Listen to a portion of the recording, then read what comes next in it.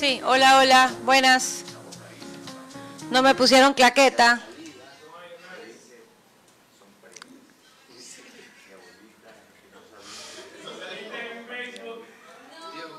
Córtala.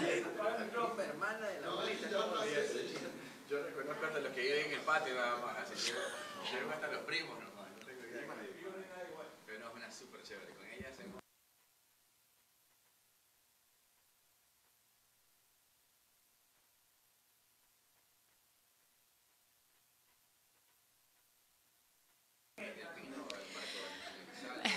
Buenos días. Jueves 28 de marzo, Foro Energético, Cámara de Comercio de Guayaquil.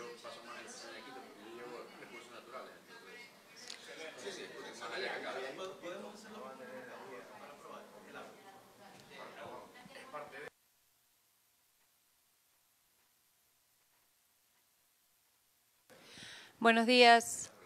A ver, dime si... Buenos días, Foro Energético, Cámara de Comercio de Guayaquil, jueves 28 de marzo.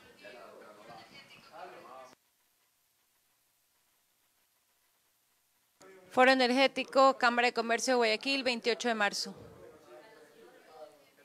¿Sí?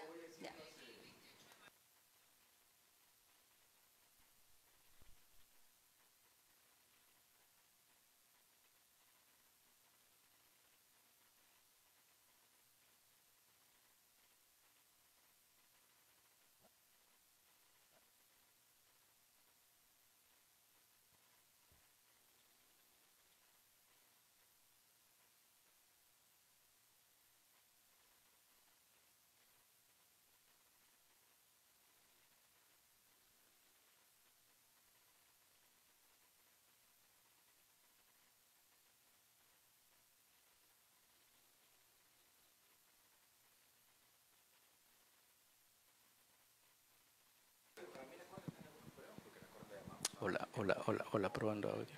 Estamos probando audio. Hola, hola, estoy probando audio. Hola, hola, sí, estamos probando audio. ¿Sí?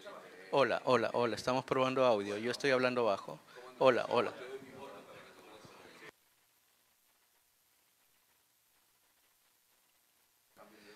Hola, hola, micrófono 2, probando audio, micrófono 2. Hola, hola, hola.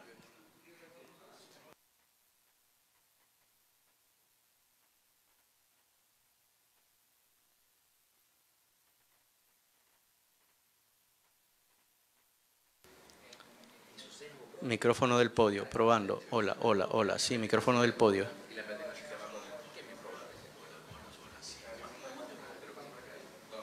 Sí, ¿me escuchas?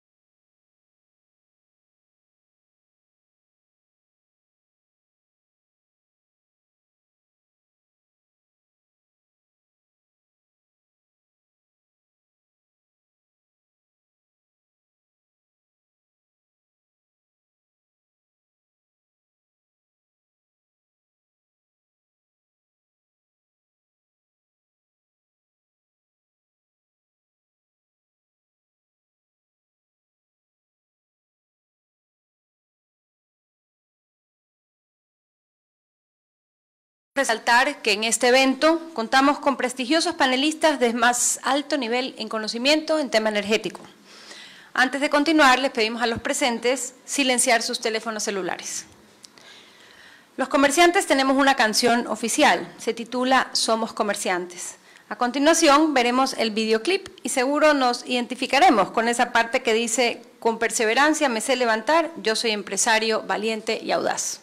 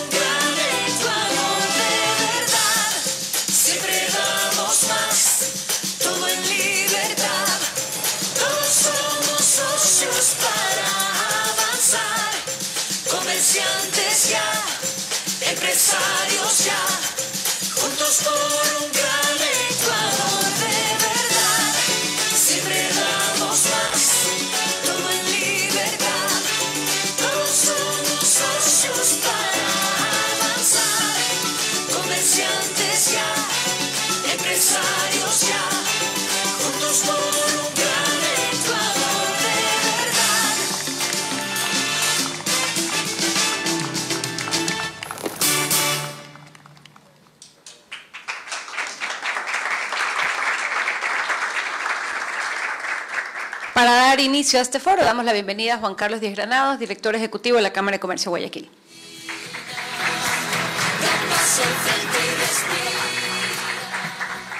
Gracias, María Sol.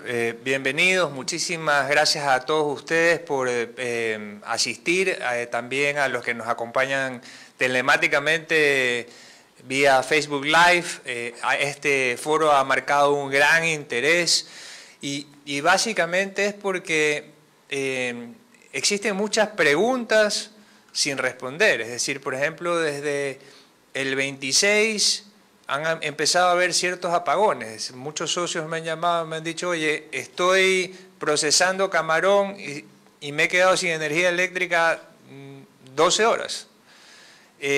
Ayer por mi casa 5 horas. Y así sucesivamente varios casos a lo largo y ancho del país. Y Y el reto finalmente genera muchas inquietudes que esperamos resolver aquí sobre opciones de soluciones, oportunidades de mejoras, los desafíos que tenemos que enfrentar, que en definitiva son, no estamos generando energía y tampoco estamos siendo más eficientes con la energía que tenemos.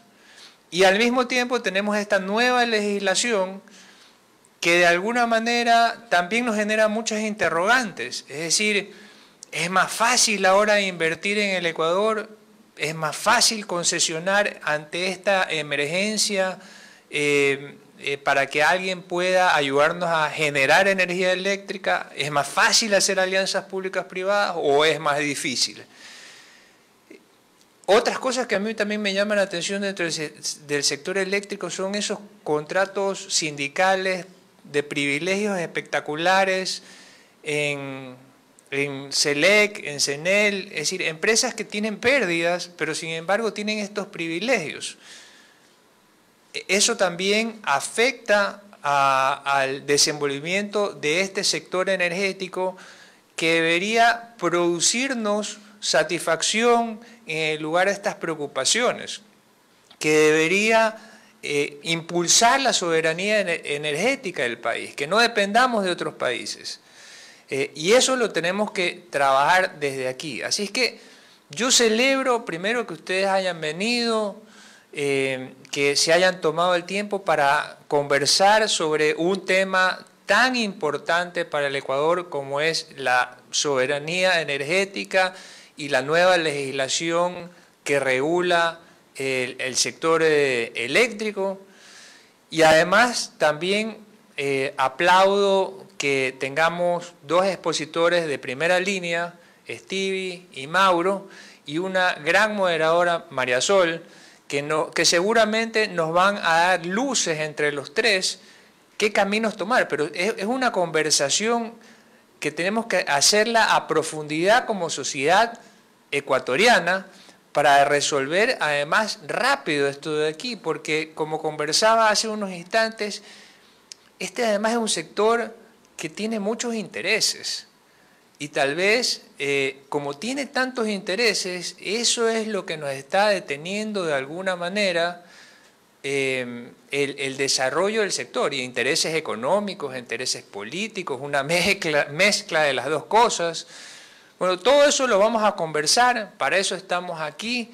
Les agradezco nuevamente a ustedes que son lo más importante para nosotros como Cámara de Comercio de Guayaquil, y les doy la bienvenida oficial a esta institución centenaria para tratar temas que nos van a ayudar a desarrollar el Ecuador y que nuestras familias vivan mejor. Muchas gracias.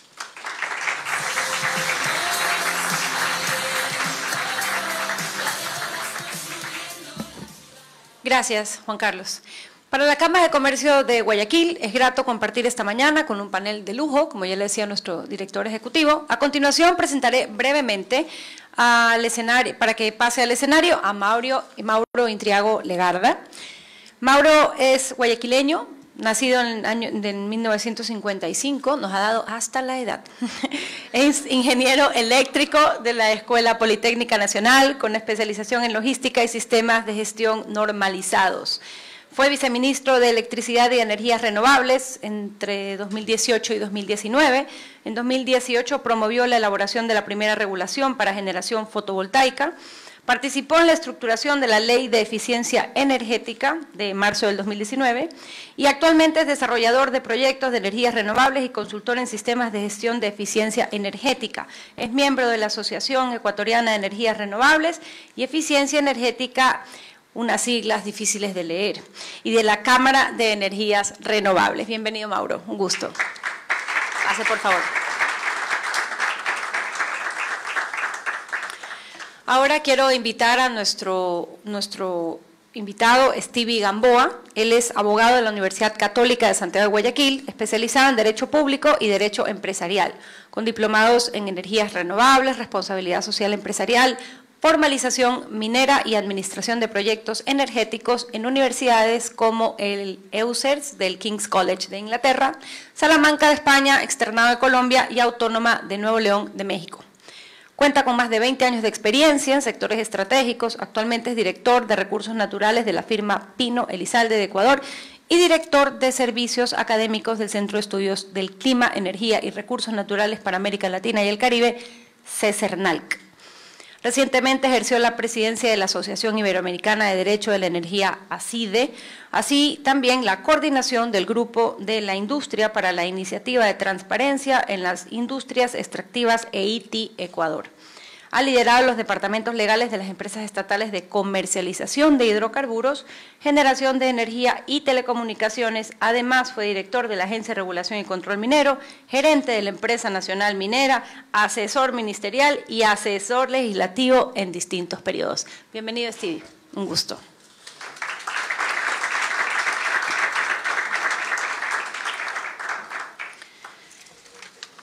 Y bueno, entonces yo me doy la bienvenida. Seré la moderadora, estaré con ustedes el día de hoy. Mi nombre es María Sol Pons y es un gusto estar aquí. La dinámica de este foro, los expositores van a hacer una breve introducción de cuál es su visión acerca del tema energético, bien sea estructural o coyuntural, dependiendo de lo que vaya a exponer cada uno. Esto habrá un tiempo, primero expondrá Mauro Intriago, luego Stevie Gamboa, y luego iremos a unas rondas de preguntas, estilo conversación, para intentar despejar este tema que es denso y pesado. Bienvenido, Mauro, por favor, el micrófono es suyo. Puede hacerlo ahí o puede hacerlo acá, como usted prefiera. El orden de la presentación es por edad, como ya lo mencionó.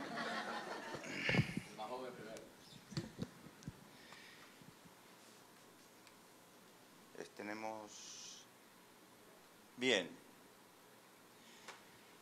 Primeramente, le agradezco a la Cámara de Comercio, a Juan Carlos de Granados, Andrés, Marisol, por esta iniciativa tan importante.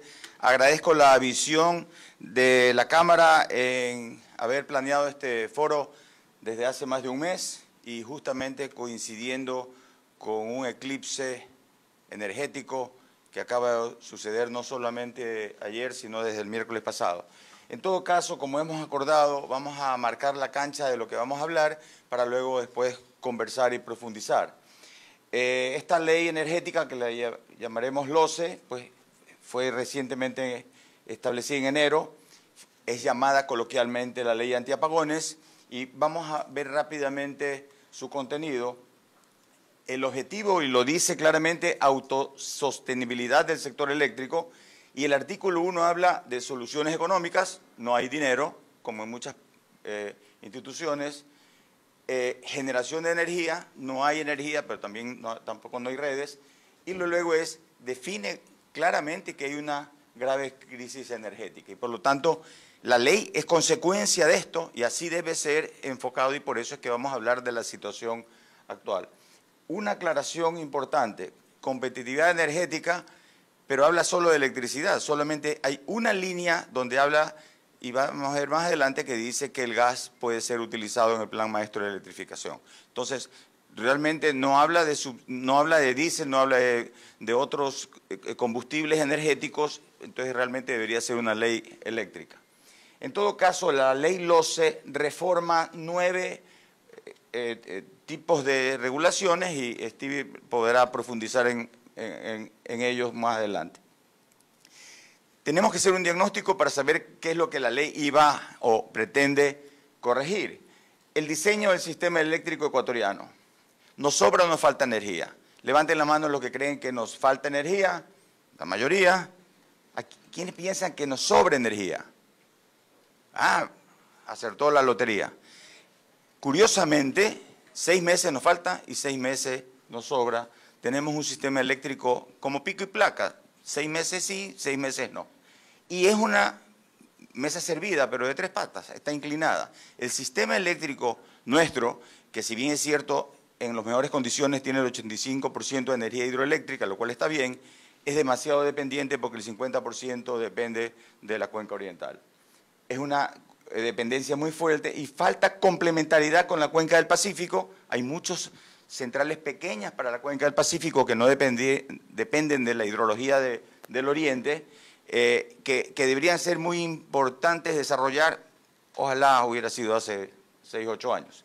Y otras energías también, la energía renovables no convencionales como fotovoltaicas y eólicas, somos bajísimos en ese rubro comparado con otros clientes. La LOCE, la ley, no menciona nada al respecto de este mal diseño.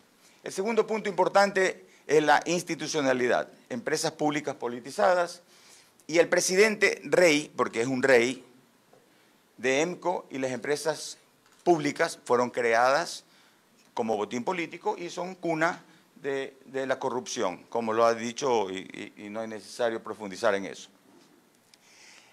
La parte más importante de la ley es que elimina en la Ley Orgánica de Empresas, ley Orgánica de Eficiencia Energética, en la ley la puso en esa parte, pero en la disposición tercera dice y blinda a que no se vuelva a cometer el error de darle estos superpoderes a un abogado de ENCO que le mande a un ministro la terna para poner a un técnico. Esa es una parte importantísima y que tenía que haberla hecho el gobierno. El tercer punto es la Constitución y la ley LOSPE, la Ley Orgánica de Servicio Público de Energía Eléctrica, es legalista, y lo dice la ley, y toca un tema por lo menos unas 30 veces el concepto de excepcionalidad. Solo en casos excepcionales se delega al sector privado la inversión en el sector eléctrico. En caso de necesidad y cuando el sector público no pueda. Eso es muy general y ni siquiera tocando fondo con apagones hemos podido reaccionar a esto. La LOCE no menciona nada y debía aclarar cuándo y cómo declarar esa excepcionalidad. Por ejemplo, cuando va a haber apagones y además que los costos no sean a los costos declarados por el sector público, haga una licitación y inviertan los privados. El cuarto punto es la mínima inversión en generación eléctrica, que es uno de los objetivos de la ley. Hay poca inversión de generación desde el 2020 y crecimiento, gracias a Dios, de la demanda agresiva del sector agroindustrial, camaronero y más aún minero. Entonces, la generación tenía que haber habido desde mucho atrás siendo planificada y ejecutada. La LOCE no menciona nada al respecto de la generación. En general, la LOCE dice que los inversionistas privados pueden actuar, pero siempre y cuando pasen una serie de trabas. El sector minero no tendrá energía, porque el sector minero demanda demasiada energía. Los camaroneros ahorita tienen un déficit de 240.000 hectáreas sin energía y los mineros están tocando las puertas por energía. La LOCE no menciona nada al respecto de alguna orientación. Y un poco más, en el sector petrolero no se aprovecha el gas de los mecheros ni generación a gas. Sí, justamente ya he mencionado que la LOCE sí dice que el gas natural debería, como tiene poco impacto, debería estar en el plan maestro de electricidad. Otra parte del diagnóstico es la poca facilidad del sector privado, convenios de excepcionalidad. Antes, la ley LOCE permitía que el privado financie sus redes y lo compense luego con las planillas de consumo. Ahora incluyó que solo se podrá hacer en convenios en zonas aisladas y con licitación. O sea, una traba más para que el que necesite energía no pueda poner de su bolsillo y obviamente no gratis porque esa línea va a ser utilizada públicamente para otros usuarios, pero otra traba más que encontramos en esta LOCE. Colapso y liquidez de la distribuidora CENEL. Como ustedes saben, si una urbanización o si es que un complejo industrial necesita servicio eléctrico, CENEL les exige que pongan la línea, que pongan la subestación, porque su rubro de expansión está consumido. La distribuidora CENEL tiene el 63% con 11 unidades de negocios en el país, está colapsada sin liquidez. Hay un contrato colectivo de 520 millones, la LOCE no menciona nada. Alguien tiene que apersonarse de que ese contrato colectivo nos hagan una rebajita, pues. No podemos seguir viviendo así, está colapsado. Mínima inversión de CENEL en redes, incumpliendo con el sector camaronero, con esas 240.000, y mala calidad de servicio eléctrico, voltaje a la costa. Acá nos llega, el 50% de la generación está en Coca-Codo y en Paute. a 450 y a 700 kilómetros de distancia. A Santa Elena llegan, en vez de 13.8, llegan 11 kb. Y por lo tanto, una medida técnica fácil es generemos cerquita de la carga, cerquita en la cola del consumo. Eso se llama generación distribuida, lo cual la LOCE lo menciona y no eficazmente como quisiéramos. En la segunda parte de la liquidez de CENEL, exceso de unidades de negocios y de personal, es un sistema caduco. Tuve la suerte de trabajar en Emelec hace muchos años, ya ustedes calcularán cuánto, porque ya Marisol me delató, pero todavía no llego al piso 7, pero Emelec fue una empresa que, a pesar de que no había altísima tecnología en ese entonces, había televisión blanco y negro todavía, pero era una empresa eficiente donde nos formamos muchísimos ingenieros con un buen perfil profesional. Trabaja la mejora de eficiencia. Por ejemplo, tenemos medidores inteligentes. En Guayaquil desde el 2014, 2012, hay medidores inteligentes. No hay que hacer cortes. Si uno paga a las 3 de la mañana, se reconecta solito. Y se suspendió. ¿Por qué? Porque se toca intereses y negocios de mucha gente. Pérdidas negras. Hay robo de todo tipo, no solamente pérdidas resistidas por la transmisión, hay pérdidas negras porque hay que hacer una buena gestión. Y deudas con SELEC de más de 400 millones. Si a SELEC que me vende la energía no le pago, ¿por qué le voy a pagar a un privado en 30 días? El esquema está mal, no es culpa de CENEL. Si yo tengo a alguien que no me cobra, ¿para qué me voy a cambiar a un proveedor que sí me cobra? Ese es el problema estructural que tenemos. 7, desconfianza de inversionistas. Esto es gravísimo porque no se recupera de un día para otro. El sector tiene una deuda con 11 proyectos ganadores desde enero del 23 de licitaciones de 500 megavatios renovables. No pueden arrancar porque no hay fideicomiso para el repago de la energía que van a consumir. Estos tienen 4 o 5 años trabajando, ganaron en enero del 23 y las distribuidoras dicen no tengo plata. ¿Cómo le voy a garantizar la energía? Después de 2 años, cuando ya construyan. No es plata para la inversión. El inversionista va a poner sus sistemas eólicos y solares principalmente. No hay plata para pagarle la energía, porque a SELEC no le pago, pues. O sea, es un sistema quebrado. Además de Conolopus, Villonaco y Aromo, que también no entraron en este paquete, pero también están en cola. Sin embargo, hace 3 semanas se lanzaron otros 7 proyectos solares en la sierra. De las 11 proyectos, casi todos multinacionales, son las 7 multinacionales, ¿ustedes creen que van a participar en el siguiente proyecto solar?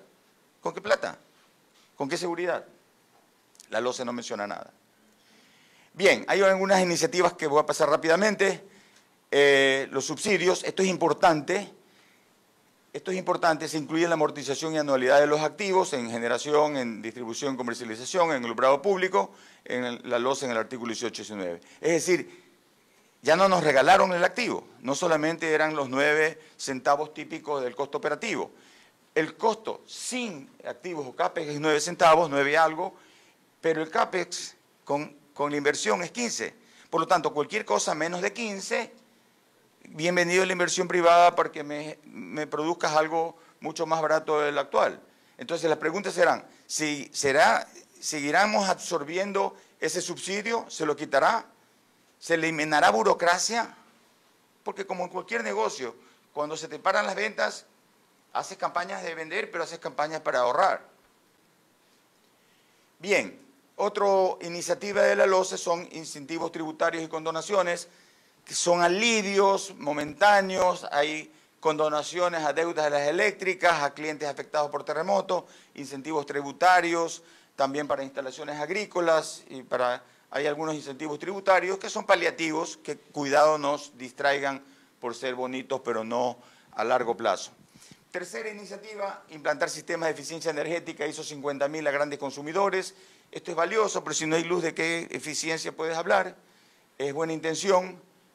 Hay una buena manera, no se me había ocurrido, una buena manera de motivar, que es no te subsidio si es que no tienes eficiencia energética, pero la eficiencia energética tampoco no es que me va a ahorrar, no me va a solucionar un problema de raíz.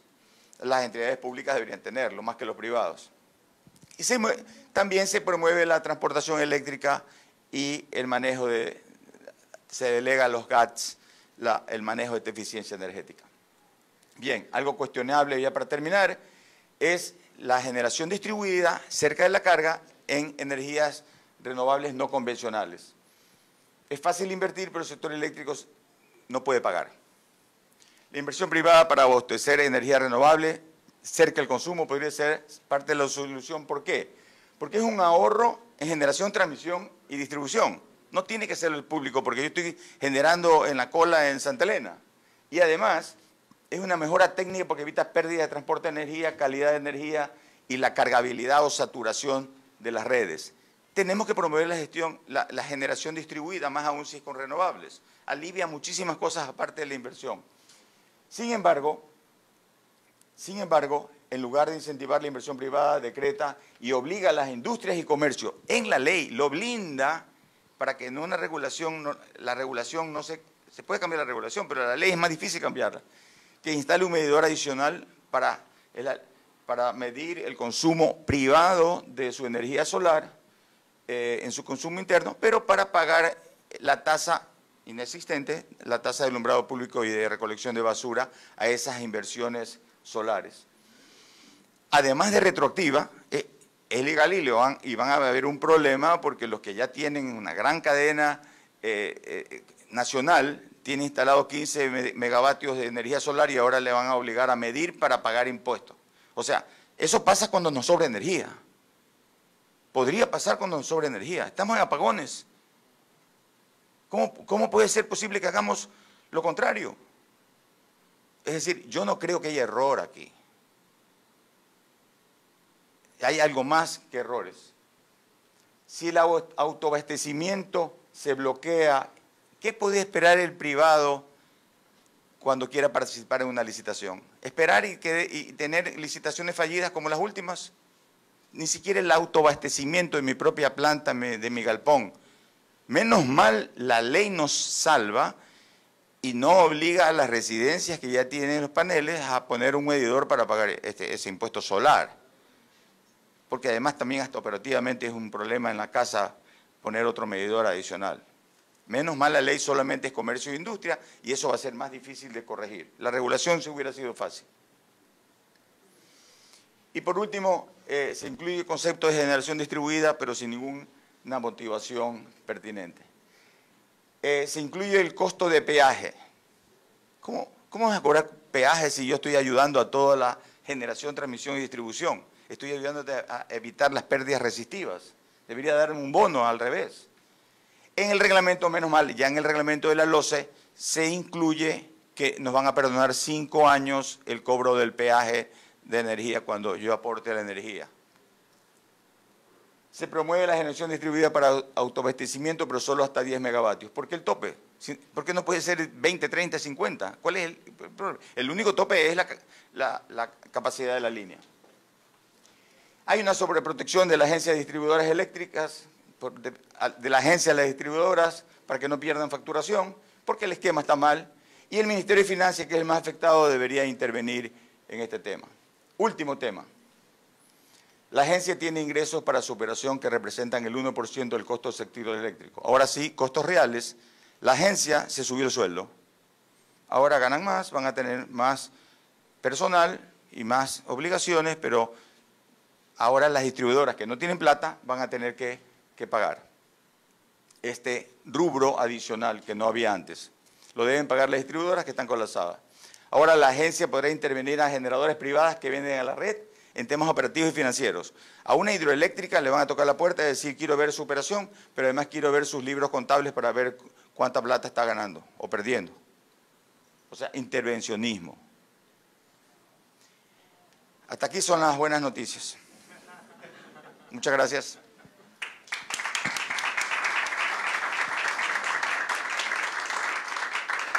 Muchas gracias, Mauro. Por favor, Stevie. Tranquilo, no se preocupe, que el sector da para más. Buenos días con todos, un gusto enorme estar aquí con ustedes y mi agradecimiento profundo a la Cámara de Comercio de Guayaquil y a toda su administración y directores. quienes hemos venido impulsando el debate regulatorio energético en Guayaquil sabemos lo difícil que es hacer foros en este espacio, lo alejada que está la toma de decisiones de esta ciudad y lo grave que es eso por algo que les voy a mostrar más adelante. Entonces, muchas gracias a todos y buenos días, empezamos. O creo que empezamos. Quizás no empezamos. Ahora sí empezamos. Bueno, voy a contarles un poquito de historia y voy a alejarme. Afortunadamente, Mauro ya cubrió la parte normativa. Yo me preocupaba ponerme a pensar en el tema legislación y me gusta más caminar cuando hablo, pero quiero contarles un poquito de historia. Algunos de ustedes tienen más canas que otros, yo ya estoy en la mitad de las canas. Entonces, aquellos que tenemos más canas nos acordamos que antes no había electricidad. Para nosotros la vida con apagones era una cosa cotidiana, ¿no? Para aquellos que crecimos hace 40 años atrás, la falta de electricidad no era extraña. Los apagones eran comunes, teníamos 2 horas menos, 4 horas menos, 6 horas menos. Y vayamos más atrás, aquellos que llegamos al gobierno de Sixto Durán Ballén, tuvimos la hora Sixto, donde se cortaba 1 hora al inicio para que haya menos demanda y el pico de demanda de energía no cruce con el resto. Es decir, históricamente nos ha faltado energía, nunca nos ha sobrado, o bueno, con las temas hidroeléctricas sí nos sobra, pero la generalidad del tema es que en estiaje siempre nos ha faltado energía.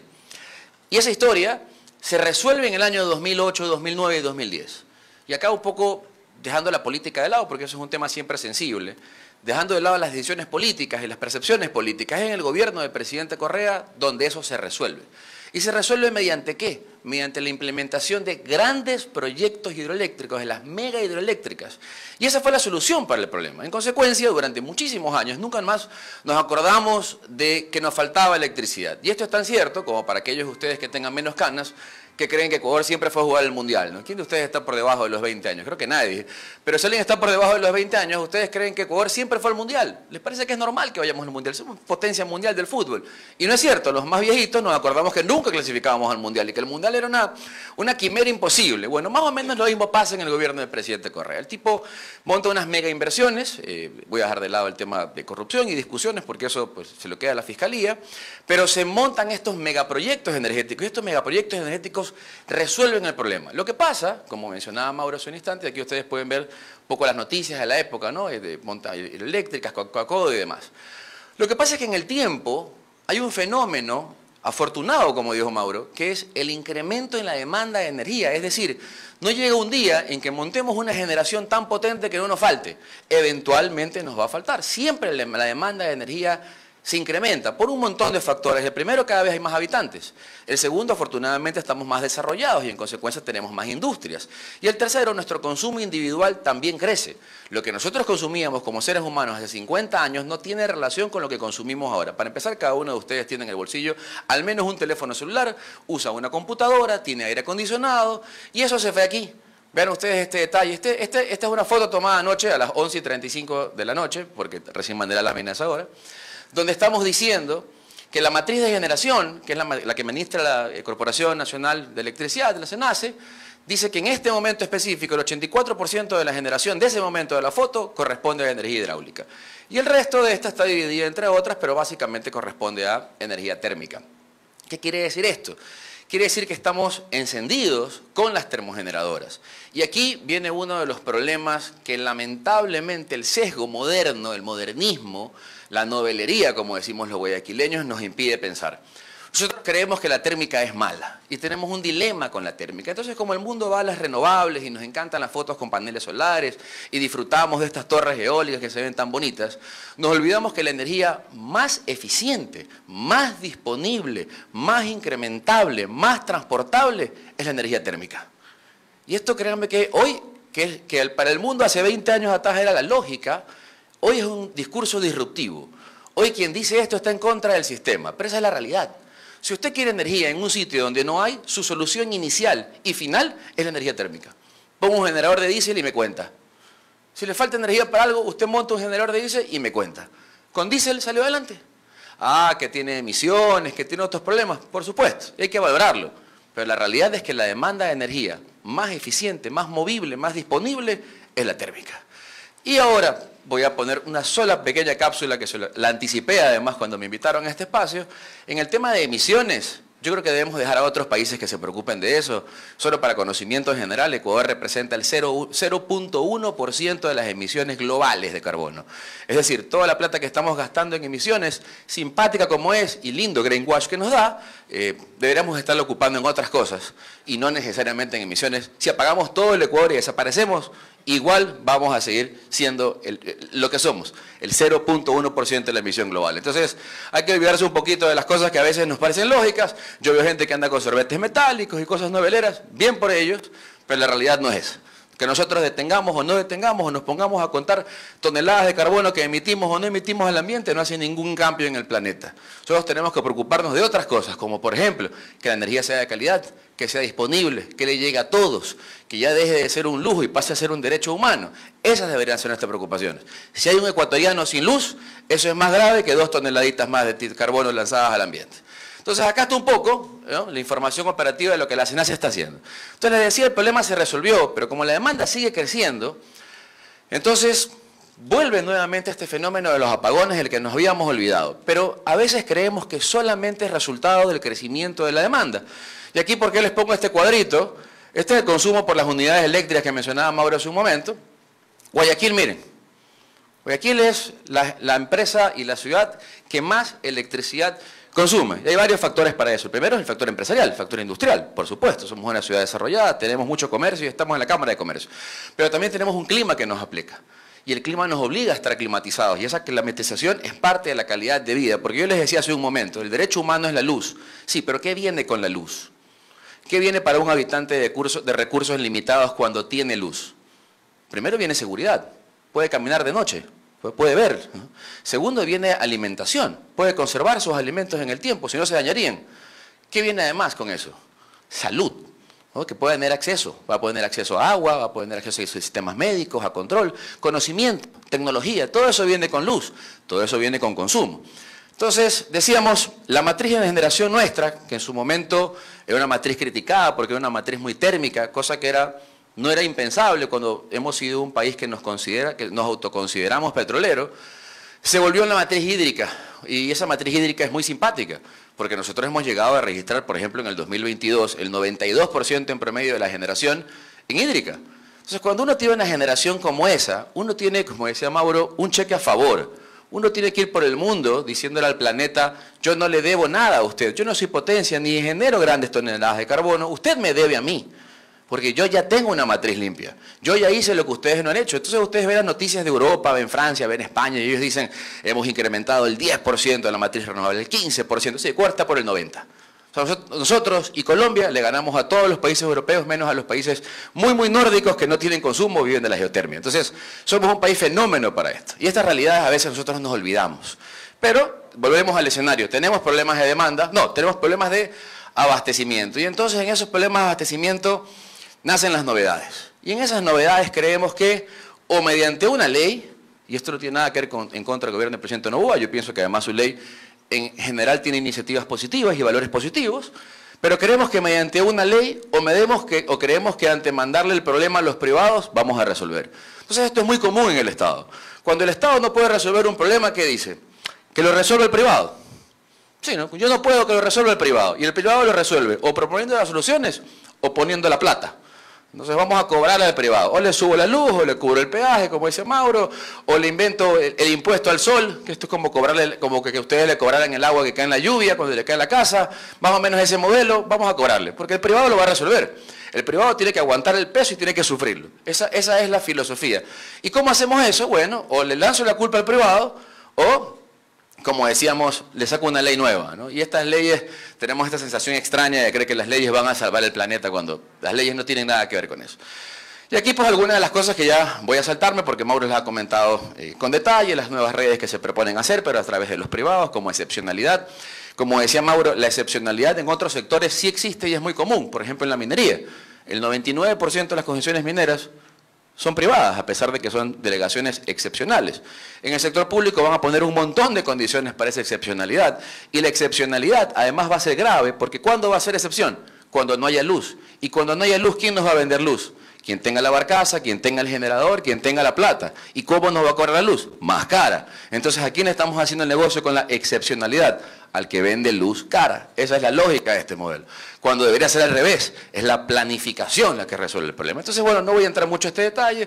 Hay un fondo de eficiencia, que al final es un fondo de inversión de eficiencia, que es gracioso porque el Estado nunca ha sido eficiente en invertir, pero bueno, un fondo de inversión en eficiencia, la limitación de 10 megavatios para los proyectos privados, que comparto completamente con Mauro, no debería haber una limitación, si el privado lo quiere hacer, que el privado lo haga y ponga su plata, eso no es problema del interés público, transacciones y demás. Pero bueno, aquí hay unas, como les decía, volvamos a esta lámina antes de pasar más adelante, volvamos a esta visión que tiene el Estado. Y entonces, si el problema no es de ley, porque los problemas no es la ley ni que saquemos nuevas leyes, y los problemas no son que todos tengamos que montar nuestro sistema de generación, porque imagínense qué gran solución, ¿no? Entonces, si el Estado no me puede proveer energía y yo tengo que montarme la energía, el Estado tampoco me provee justicia, o ustedes sienten que el sistema de justicia funciona, no, ¿verdad? Entonces, también hagámonos jueces, también sentenciemos, porque bajo ese esquema, todo lo que el Estado me debe dar y no me puede dar, yo me debo proveer, entonces yo debo también administrarme la justicia, yo también puedo tomar las medidas de violencia que yo considere. Esa lógica equivocada no puede ser la regla del sector. Entonces, poco acá, quería comentarles, efectivamente hay una iniciativa, esto nace de manera regulatoria, no nace de la ley, y apunta a que los sistemas de generación distribuida, que no es otra cosa que poder poner un punto de generación de energía lejos de donde se consume, pero dentro de la misma red, puedan hacerse desde la iniciativa privada con mayor flexibilidad por debajo de los 2 megavatios. Y ahí vienen otras cosas que la gente no piensa, ¿no? Entonces, cuando uno dice, pues bueno, vamos a ponerle energía solar porque es simpática, se ve bien, es limpia, y olvido de todos los lugares de donde vienen, por favor, los minerales, lo que debo acordarme es que por cada megavatio yo necesito 1 hectárea de energía solar. Es decir, la ocupación de suelo es enorme en energía solar. Y entonces cuando alguien quiere montar un proyecto de 20, de 50, de 500 megavatios, tenemos que pensar que van a haber 500 hectáreas de tierra que no van a tener otro uso que estar debajo de un panel solar. ¿Tiene eso lógica? Probablemente no. Además, la energía solar tiene una disponibilidad del 22%. ¿Qué quiere decir eso? Cuando yo quiera luz, voy a depender de un sinnúmero de factores. El primero, si es de día o de noche, porque de noche no hay sol. El segundo, qué hora del día es. Y el tercero, que no haya nubes. Entonces, no hay continuidad. Las energías renovables, bonitas como son, no son continuas, no son disponibles. Porque disponibilidad es que ustedes puedan venir, y ojalá no vaya a romper nada cuando haga esto, pero que ustedes puedan venir a hacer esto. ¿Saben? Eso es disponibilidad. Cuando ustedes quieren la luz, la usan. Porque la usan cuando la necesitan. No cuando el sistema me la puede dar, sino cuando la necesito. Entonces, si usted necesita luz, ¿cuándo la necesita más? ¿De día o de noche? Probablemente de noche. ¿Pero cuándo se la va a entregar la energía solar? ¿De día o de noche? ¿De día? Sistemas de almacenamiento, la red sirve como una gran batería. Por supuesto, pero eso te demuestra que la solar no es una solución. Es parte de la complementariedad de las soluciones, pero no una solución. Si pensamos en la hídrica nos pasa lo mismo, funciona formidable. Tenemos tanta luz en algún momento del año que vendemos baratísimo al exterior. Le regalamos luz a Colombia, porque es eso o perderla. Porque la luz no se puede quedar quieta, se tiene que mover. Pero cuando nos falta, entonces, ¿qué significa eso? Como decía acertadamente Mauro, una cuenca de un costado, me avisas el tiempo porque yo me voy 2 días. Una cuenca de un costado nos sobra luz, cuando en el otro lado nos sobra agua y en el otro lado nos falta agua. Entonces, ¿eso qué nos dice? Que dependemos del agua. Y cuando vamos a la eólica, que efectivamente sí genera durante la noche, dependemos de la disponibilidad de viento y eso depende del clima. Y de nuevo, ¿cuándo queremos la energía? ¿Cuándo el ser humano la necesita? Cuando la necesita. Ni un minuto antes, ni un minuto después. Eso quiere decir que las renovables son interesantes, son atractivas, se ven bonitas, acceden a buenos créditos, pero no son eficientes. Y volvemos al escenario inicial. Y por eso les decía, y Mauro les contaba con preocupación, acá un poco lo que puede hacer el SGDA, ¿no? La oportunidad de montar paneles solares en su empresa. Ustedes como empresarios o parte del sistema empresarial van a poder aprovechar esto. Y aquí sí tiene sentido. Son pequeñas cantidades con inversiones relativamente razonables que se recuperan en el tiempo para uno. Pero insisto, ese es el problema de uno. Pero no todos tenemos para hacerlo. No es más o menos como que el Estado diga, ya no hay transporte público, pero puedes comprar tu carro. A la final resuelves el problema, pero ¿tienes todos para el carro? Quizás no. Lo mismo pasa con el sistema del SGDA. Funciona, es simpático, puede ser rentable en el tiempo, pero me estás pasando a mí el problema de lo que tú no estás resolviendo como Estado. Y aquí, bueno, les decía pues un poco de las características. Aquí un tema interesante de las características. Esta modalidad es encima de mi techo, por ejemplo, o al lado de mi casa. Esta modalidad es similar, pero con 2 lugares, separados, que es la generación distribuida, ¿no? No tiene que estar en el mismo sitio, puede ser un terreno distante y demás. Todo esto, insisto, es simpático, es atractivo, es interesante, pero al final no resuelve el problema. Entonces, después de escuchar esta breve introducción, sobre la que además estamos felices de recibir sus preguntas, probablemente ustedes ya se estarán preguntando, ok, si la emisión de carbono no es un problema, si la generación en algún momento alcanzaba y ya no alcanza, si la demanda siempre va a seguir creciendo, y si este loco que está adelante me dice que las renovables, que todo el mundo me dice que son la solución, no son la solución, ¿cuál es la solución? ¿Cuál es la solución? Bueno, la solución es una solución que tiene una respuesta muy dura. La respuesta es: no hay solución hoy, y no hay solución en el 2025, y no hay en el 2026. Esta es una solución de mediano plazo, y la solución es implementar un renovado parque térmico, que es el respaldo de la energía, que es lo más rápido que podemos hacer, y probablemente no lo más caro. Implementar un parque térmico potente que reemplace las centrales de generación actuales que tienen 40, 50 o 60 años generando y que ya se caen a pedazos, que conversábamos hace un momento, ya no se las pueden ni mantener porque las fábricas no te contestan cuando llamas a pedirles mantenimiento, porque no hay repuestos para hacerles, porque ya no existen. Nosotros dependemos en Guayaquil de lo que era la empresa eléctrica de Guayaquil, lo que era Electroguayas, y ahora pues todo parte de Senel. Ya no alcanzan, o sea, esas generadoras son muy antiguas, entonces la solución es poner nuevas, sí. Totalmente, esa es la solución. Nos parece simpático, nos preocupa, somos un país verde y nos tomamos 20 fotos, sí. Puede ser que nos tomemos 19 y no 20 fotos, pero vamos a resolver el problema del respaldo del parque generador, porque no hay otra solución. Esa es la solución a más corto plazo. La siguiente parte de esta solución es efectivamente la iniciativa privada con incentivos y no con castigos, que permita que la iniciativa privada o autoabastezca a aquellos que puedan, porque no todos podemos, pero aquellos que puedan, y permitan también que aquellos que quieran puedan entrar al negocio de la energía. Pero tienen que entrar al negocio de energía jugando en reglas iguales que las que tiene el Estado, porque hoy las reglas son desiguales. Hoy queremos premiar al que monte una hidroeléctrica, queremos premiar al que monte una fotovoltaica, pero esa gente genera y transfiere esa electricidad a través de mi red como Estado. Yo la estoy pagando como ciudadano. Entonces, esa persona que tiene iniciativa privada tiene que jugar con las mismas reglas que juega el Estado. Y el Estado tiene que a su vez también hacer lo mismo.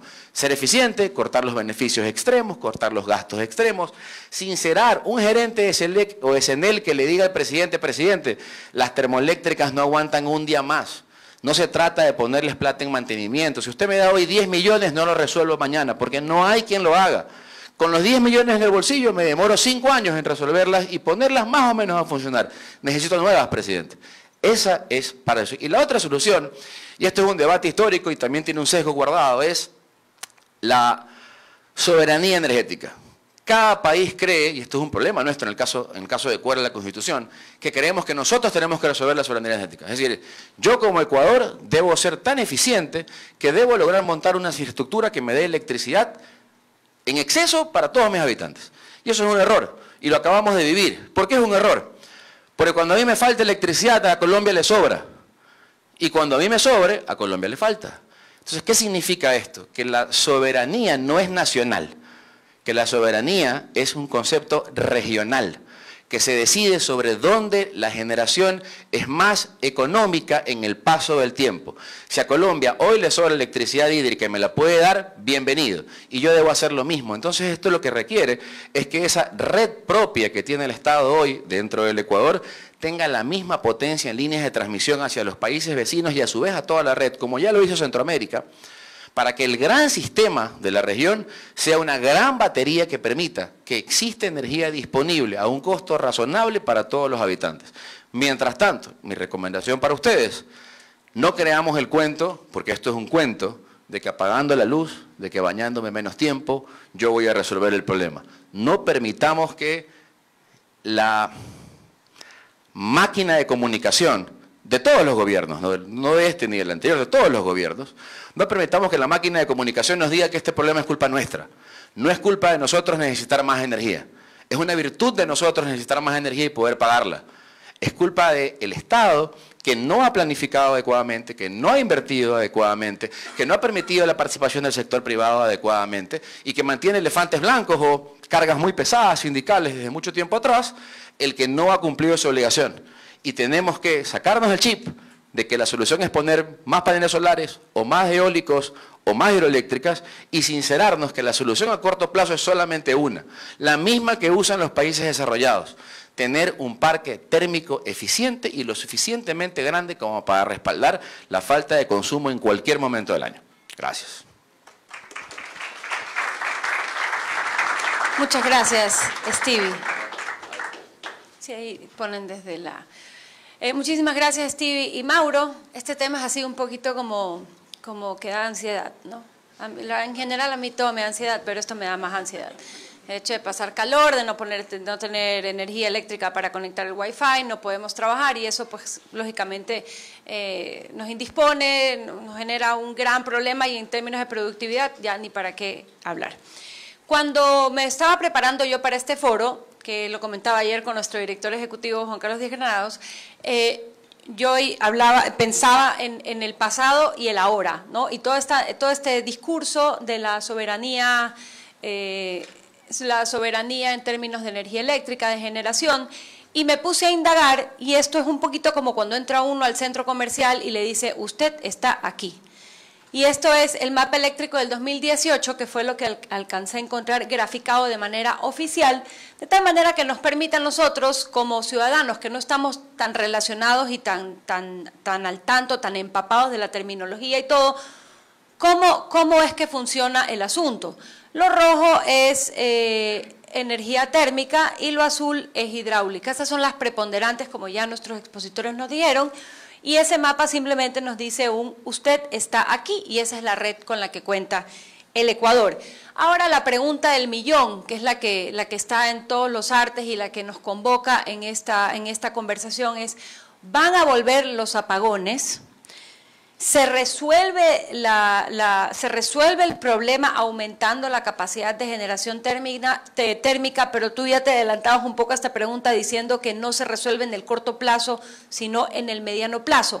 Y esto lo concateno con el comunicado oficial del gobierno que sacó anoche con respecto de las fallas que todos conocemos en el surtido eléctrico y más que nada una crisis que ahorita estamos viendo un apagón corto, pero una crisis mayor que se avecina en septiembre.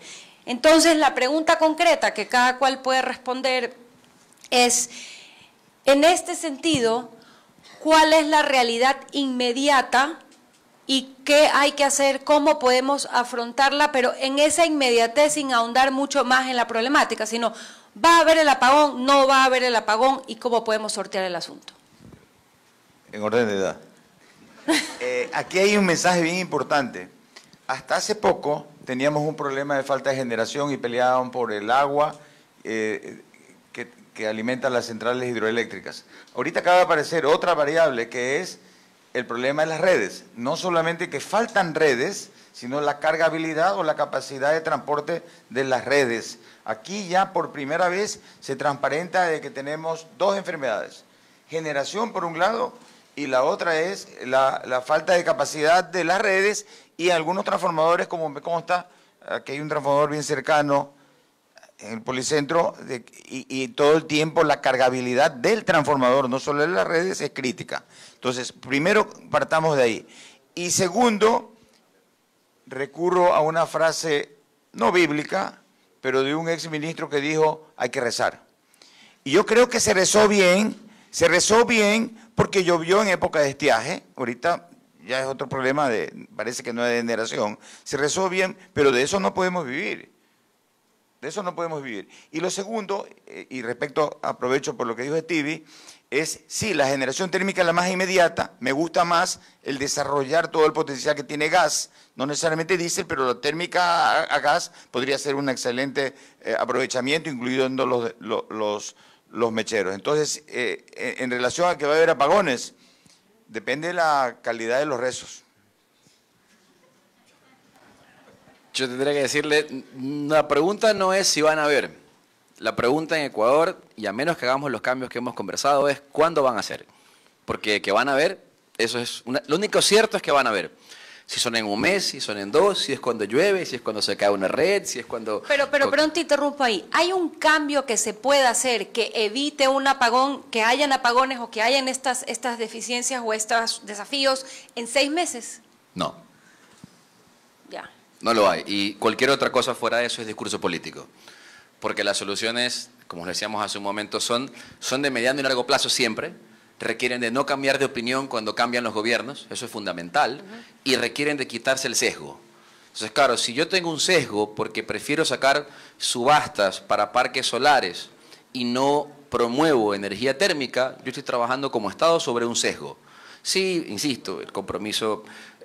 Nosotros nos evalúan para los compromisos como Kioto, los compromisos de emisiones globales de carbono, y nosotros tenemos 100 sobre 100, 300 sobre 100, 500 sobre 100. Hace mucho ya resolvimos el problema de las emisiones. Nosotros no tenemos ese problema. Entonces, ¿que tenemos que emitir más? Sí. No nos gusta el concepto, quizás, pero vivir contando emisiones, que es insisto, a mi criterio, yo no soy un experto en esta materia, pero en mi criterio es una novelería, es como creer que uno es sano según cuántas calorías come. O sea, el sistema suyo, ¿no? El cuerpo humano, ¿está sano según las calorías? Es un factor. Pero también está cuánta azúcar, también está cuánta sal, también está cuándo comes, también está qué comes, etcétera. No solamente contar calorías. El mundo ha caído en esta moda, porque es una moda muy comerciable, y ahí mi crítica destructiva, no constructiva, a los habituales mensajes de las consultoras ambientales que se siguen regalando carteles verdes y fotos verdes a cada empresa.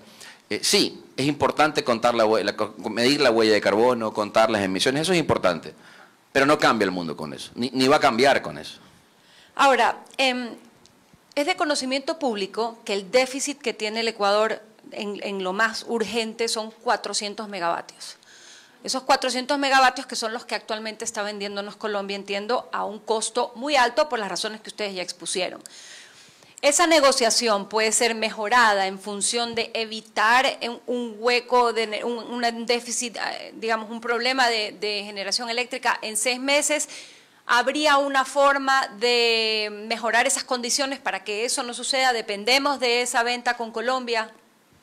Antes que nada, en Colombia existe un sistema privado y los privados van a vender según la oferta y la demanda, y como es justo, si pueden sacarnos el triple o más del precio, no lo van a hacer.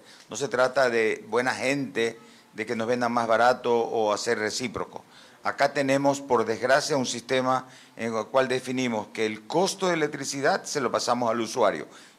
Está bien, pero también para nivel internacional. O sea, no nos importa el marginal, no nos importa ganar. Entonces, cuando vendemos, vendemos al costo. Y cuando compramos, a lo que el privado quiera. Entonces, la negociación con Colombia no hay nada que hacer. Y de hecho, tu pregunta va a el año 24. Se va a adelantar por la niña el estiaje un mes. El crecimiento, felizmente, de la producción, porque acordémonos que la electricidad está ligada al PBI, al PIB del país. Por lo tanto, estamos creciendo y está asociada con la electricidad. Si no hay electricidad, no hay crecimiento. Y tenemos que, hasta septiembre, buscar la manera de que con diésel, con gas o con lo que sea, podamos cubrir el crecimiento. No el déficit de las camaroneras solamente, sino el crecimiento de urbanizaciones, de plantas. CENEL está full de proyectos que han presentado porque queremos crecer. Entonces, la solución es inmediata, tiene que ser, y el Estado no tiene plata y ya se cansaron de prestarnos para inversión, y por lo tanto, la única manera es que el inversionista cubra estas inversiones hasta septiembre. ¿Tu visión sobre el déficit? Mira, el déficit es una realidad inevitable. Yo te diría, no se me ocurre un país del mundo donde no haya un déficit. ¿Pero qué tan desproporcionado es tener exacto, ese déficit? yo creo que todo país tiene un déficit porque la demanda crece agresivamente y la capacidad de invertir en generación, transmisión, almacenamiento, incluso dependiendo del país, siempre va a ser limitada, sea privada o sea pública. Entonces el déficit siempre va a existir.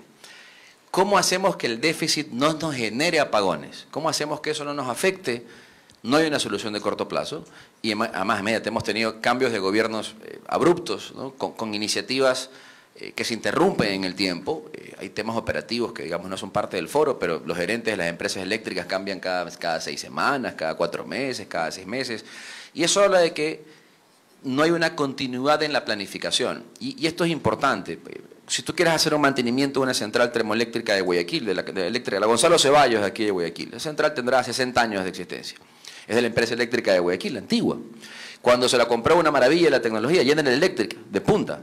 Pero cuando tú llamas hoy a General Electric a pedirle que le haga un mantenimiento, General ya no la mantiene, porque ya eso no existe, ya no tiene ni quien lo haga. Entonces tienes que irte a buscar un técnico que esté en Congo, en Zambia, que esté en el fin del mundo, que todavía haya en esas plantas y tenga que venir a Ecuador.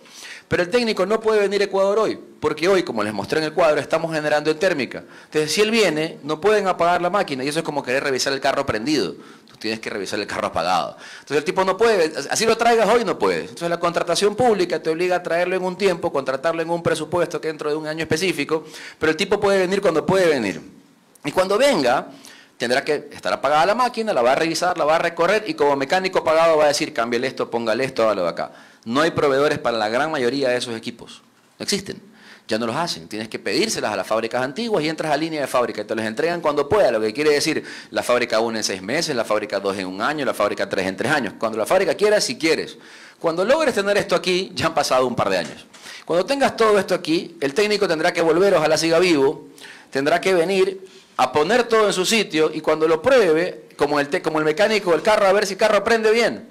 Si no funciona bien, habrá que cambiarle otras cosas y vuelves a este círculo vicioso y no virtuoso, donde la energía térmica, que es el único respaldo real que tiene el sistema energético nacional, no puede mantenerse con una asignación de recursos. El Estado tiene, y esto yo te digo, hoy particularmente la cartera de Estado del Ministerio le va a costar mucho entenderlo y creerlo, pero el Estado tiene hoy que decidir invertir o permitir invertir con la misma o más vehemencia que lo hace hacia el sector privado con las energías renovables hacia el parque generador térmico, público o privado. Esa es probablemente la única solución, insisto, de mediano plazo que podríamos tener donde el privado quiera arriesgarse y le puedan pagar a tiempo. La línea de transmisión con Colombia se la debe ampliar, sí, pero lo que dice Mauro es acertado. Si no hay una integración regional sobre la administración de las inversiones en energía, Colombia me va a vender lo que le sobre cuando pueda o lo que tengan los privados para darme al precio que ellos quieran, porque ese es su derecho. Entonces, si nosotros no pensamos en una integración regional a nivel energético, vamos a seguir creyendo que cada país es una isla y entonces lo que pasa en Colombia, lo que pasa en Cuarta también pasa en Colombia, ¿no? Colombia también tiene apagones, por si acaso, no es que somos únicos en el mundo. Entonces, Perú no tiene apagones como nosotros, pero tiene unas líneas de transmisión inmensas porque los puntos de generación están muy lejos de las minas que están en el consumo, en medio desierto. Entonces, hay un montón de defectos en el concepto de que de esta planificación local. O sea, de que yo, Ecuador, ministro de Energía de turno, debo decidir con el presidente cómo hacerlo en 4 años. No, esto debe ser, igual que las otras planificaciones integrales, una decisión de grupo, como la Comunidad Andina, por ejemplo, de grupo, donde los países deciden invertir planificadamente en lo que le va a faltar al otro en determinada época. Yo debería invertir aquí pensando en Colombia pensando en mí, pensando en Perú, pensando en Venezuela, para que en el largo plazo los países podamos, digamos, ayudarnos como una economía regional. Pero a corto plazo, insisto, lo único que se puede hacer es que el gobierno decida con vehemencia y sin sesgo invertir o permitir invertir en generación térmica. Ok.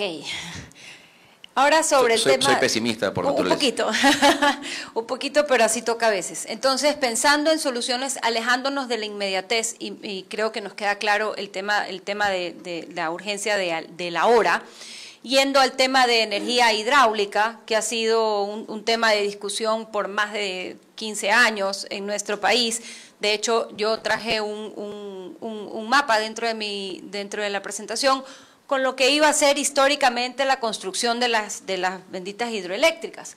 Sin embargo, en el proceso de indagar, si quieres podemos poner el que salen los números con los nombres de las hidroeléctricas, si es que estaba por ahí, si no, no importa. No, ese no.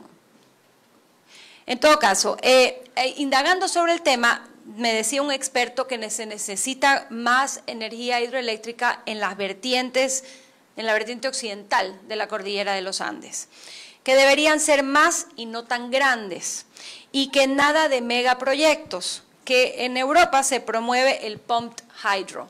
Este es el estado de las hidroeléctricas históricamente. Coca-Codo Sinclair, que hoy sabemos el estado de Coca-Codo, Sopladora y luego ya una serie de problemas que le seguimos leyendo, la Manduriacu, Tuachipilatón, Mina San Francisco, del Sintanizagua, Quijos y Mazar Dudas. Es decir, ahí hay el camino quedó truncado, bastante truncado, y en la línea de la pregunta que hago es, ¿qué pasa con el desarrollo de estos proyectos más pequeños? ¿Qué factibilidad hay y qué capacidad de resolver los problemas que tenemos tienen? Es tan importante que tengamos hidroelectricidad en la cuenca occidental o del Pacífico para complementariedad justamente en los meses en la que la cuenca oriental no tiene agua. Existen por lo menos 10 proyectos pequeños de menos de 100 megavatios en la cuenca del Pacífico, pero como no son megaobras, no despiertan interés, desgraciadamente. Existen diseños y aprobaciones. Cuando usted dice que no son megaobras, ¿qué nivel de inversión demanda un proyecto pequeño? Supongamos que sea un poquito menos de $1 millón de dólares por megavatio. Entonces, comparado con 1.500 de... O sea, diríamos que una instalación de 100 megavatios, 80 millones.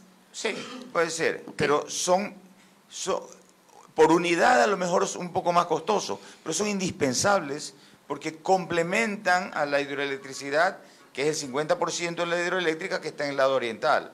Por lo tanto, esos son los proyectos que deberían impulsarse y no se lo han querido impulsar porque no hay el atractivo que son las megaobras. Esa es la realidad. Su visión, Stevie.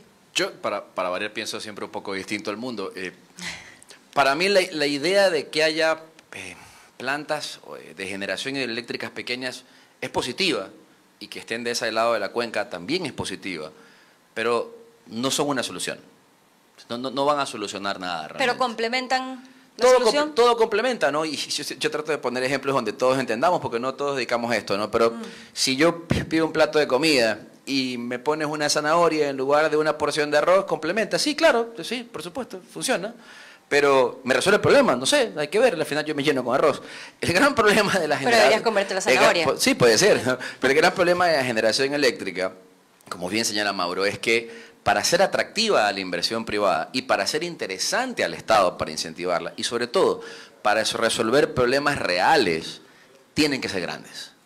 Inevitablemente grandes. La gente nos dirá, no, el mundo se aleja de las grandes. El mundo se aleja de las grandes cuando no tiene problemas de déficit. El mundo apunta a las grandes. Entonces, cuando tú dices en Ecuador, por ejemplo, bueno, es que el problema fue que el gobierno X pensó en megaobras y lo mejor es hacer obras chiquitas, esto es más o menos como, bueno, yo que prefiero hacer una gran universidad o 4 escuelitas. Sin Coca-Cola o Sinclair no tuviéramos luz en este momento y no hubiéramos tenido luz hace 3 años. Solo para efectos de conocimiento, son Coca-Cola y Pauta las grandes generadoras de este momento, ¿no? Pauta en la época de la dictadura y Coca-Cola hace unos años. Pero en este momento dependemos de esas. Dependemos de esas y antes dependíamos solo de Pauta, por eso teníamos apagones todo el tiempo y ahora menos. Entonces, sí, quizás el problema de las megaobras es que sean muy megas.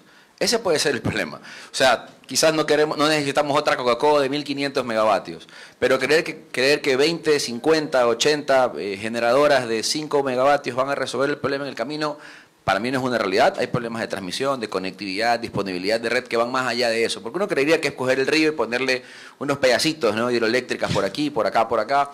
Y a la final logran generar, porque si el cauce del río, si la capacidad y la cantidad de agua lo permite, vas a poder generar.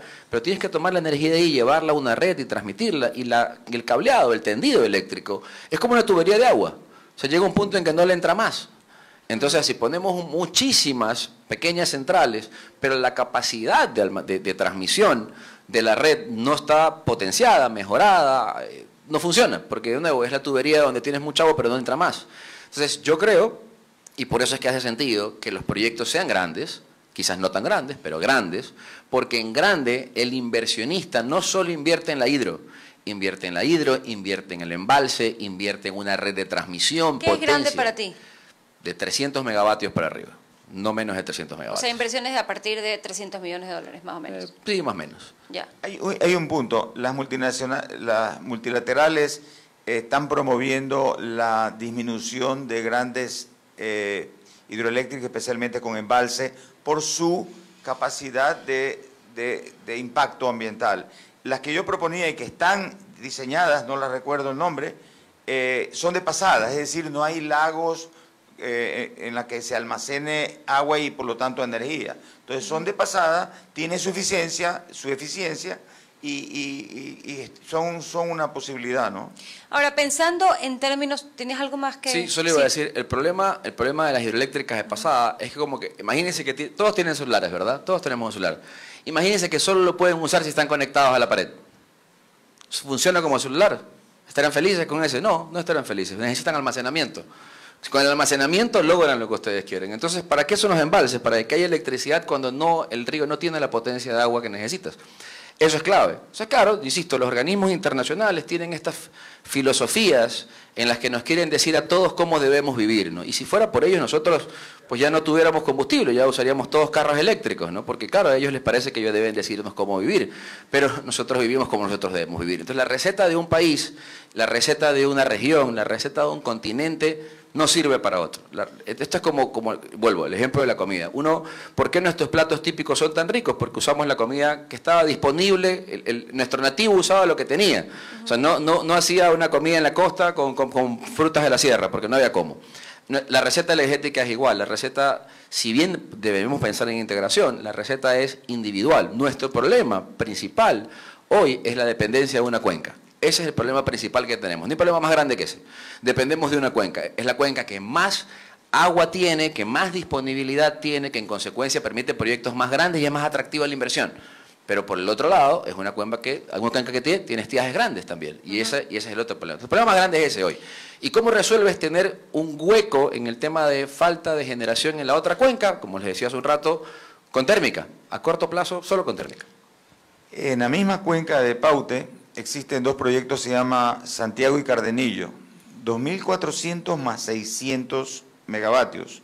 Actualmente la demanda es 4.600. Esto de aquí sería un monstruo, pero dependemos de la misma cuenca hidrológica, que es la de Paute. Entonces, va a ser un monstruo de capacidad durante 6 meses, pico y placa. Como dice Warren Buffett, todos los huevos en la misma canasta no hay que tener. Así es. Hay que diversificar. Y ese proyecto, no depender de esa misma cuenta. Y este proyecto se lo viene tratando, pero por lo mismo grande que es difícil concretarlo.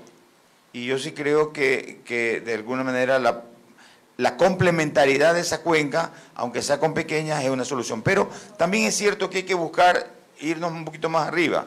¿Qué tiene Ecuador disponible? Que esto es un país maravilloso. Bueno, la parte solar no es tan impactante a pesar de estar en la mitad del mundo, es muy buena en la sierra, pero tenemos gas y no aprovechamos gas. Esa iba a ser mi siguiente pregunta. La Cámara de Energía recientemente sacó un comunicado pidiendo específicamente que con la crisis inminente se realice una mesa técnica para revisar el reglamento para las actividades de comercialización de gas natural para el sector industrial. ¿Cabría pedir una mesa técnica que no solo incluya gas, sino que sea más amplia? Bueno, yo creo que el gas efectivamente es una solución interesante, pero como te decía hace un momento, uno usa en la receta lo que tiene disponible. ¿Tenemos gas como para pensar que hoy podríamos resolver el problema con gas? Yo creo que no. Yo creo que no tenemos esa capacidad hoy. Hay que investigar, hay que explorar. Es lo mismo que el petróleo, lo mismo que la minería, no son procesos largos. El Estado debe invertir o permitir que el privado invierta en identificar yacimientos, disponibilidad, calidad, transporte y demás. Y el gas es térmica, ¿no? Los europeos le quitaron el nombre de térmica porque los europeos se dieron cuenta que toda esta novelería no les daba más. Entonces ya se dieron cuenta que poniendo offshore, que metiendo eólicas en el agua, que metiendo solares encima de las solares, ya no podían más.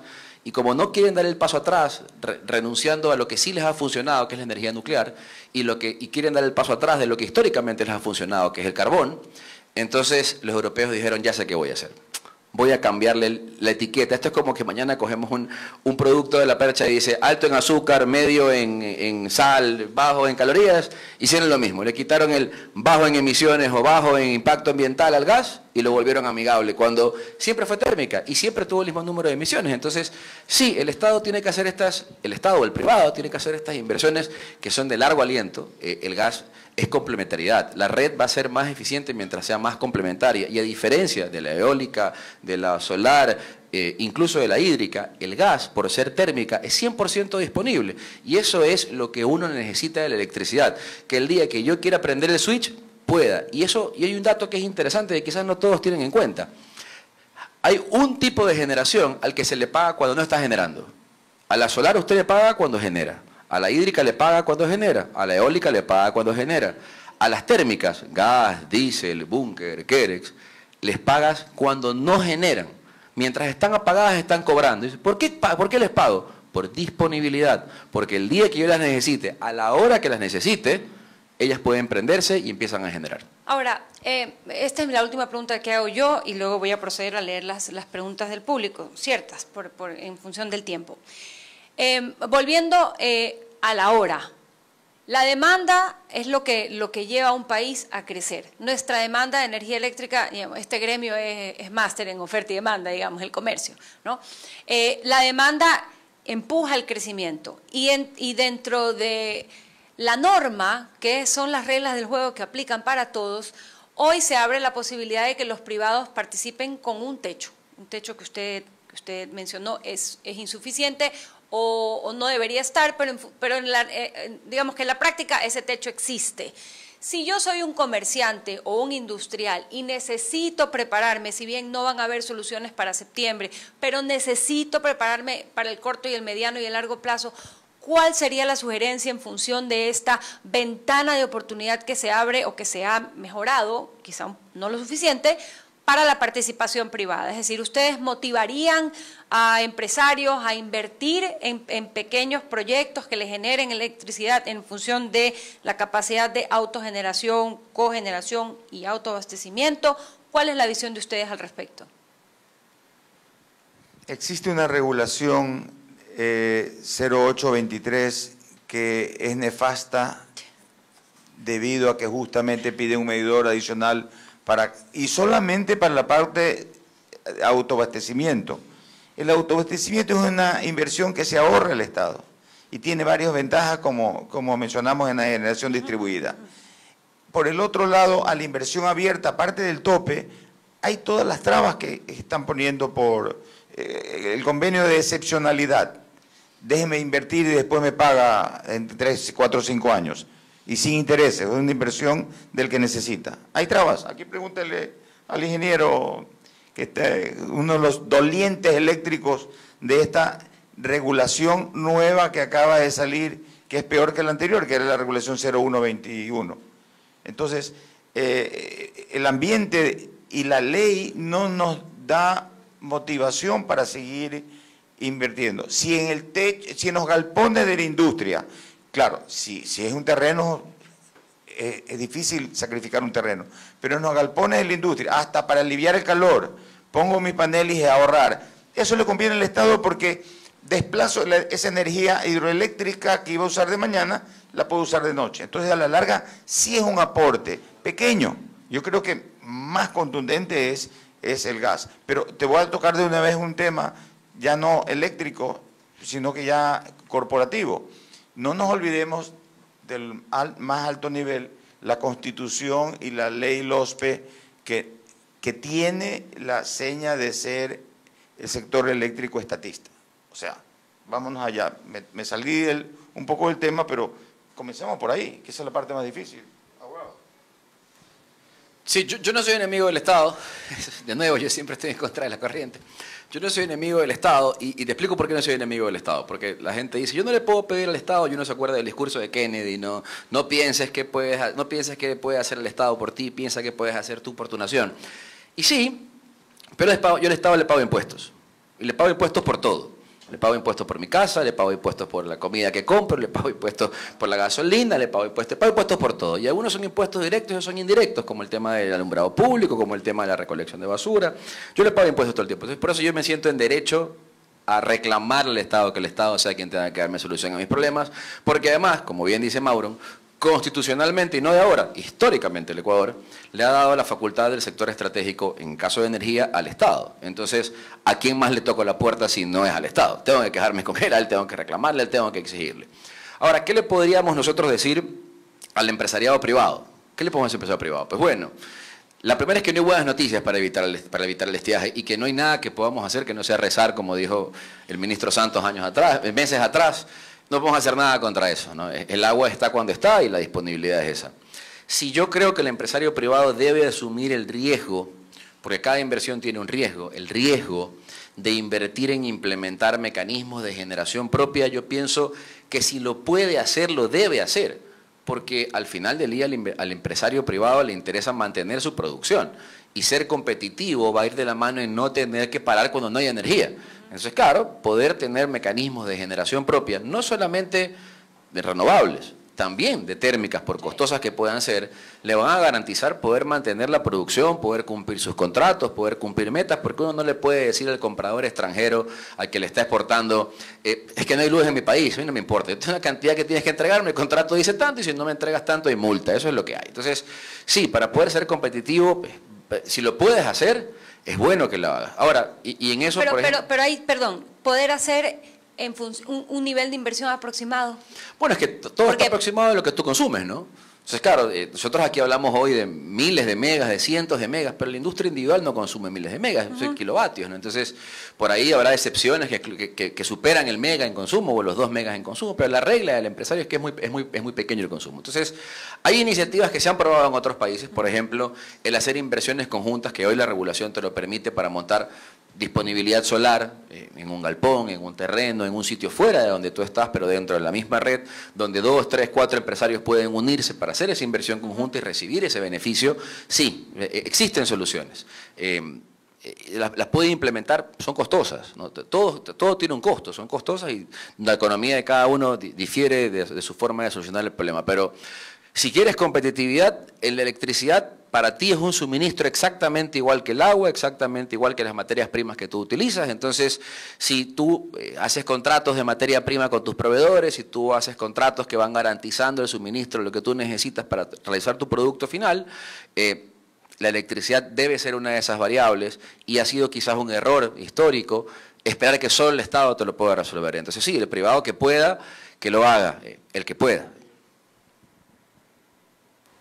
Gracias. Voy a proceder a leer ciertas preguntas que me han llegado. De hecho, esta creo que la acaban de contestar. Es si el déficit es inevitable y los apagones se darán, ¿qué medidas podemos adoptar las industrias para no afectar la cadena de suministros de nuestros clientes?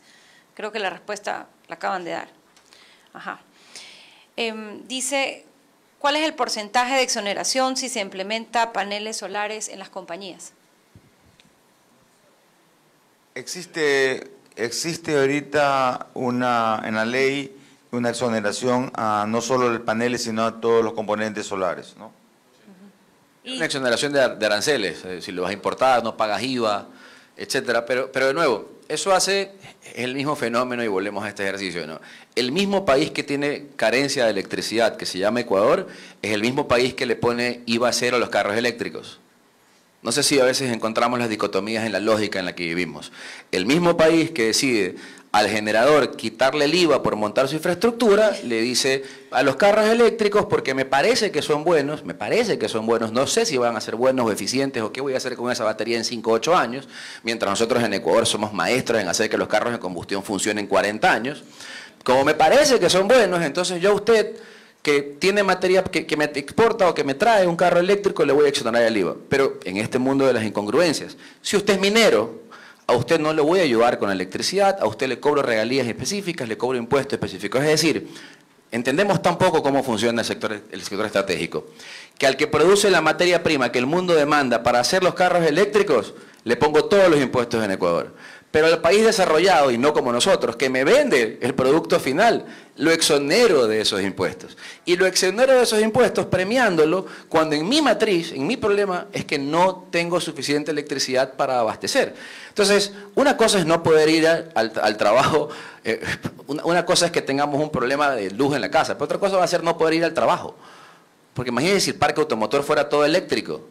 No, pues. No podríamos movernos. Entonces, no podemos movernos. Entonces, claro, estas lógicas, estas incongruencias, 1000 palabras más se me vienen a la mente, pero no para decir en público, son las que nos hacen darnos cuenta de lo ridículo que es la forma en que el Estado, no el gobierno, el Estado como tal y las políticas extranjeras, nos imponen prácticas sin sentido.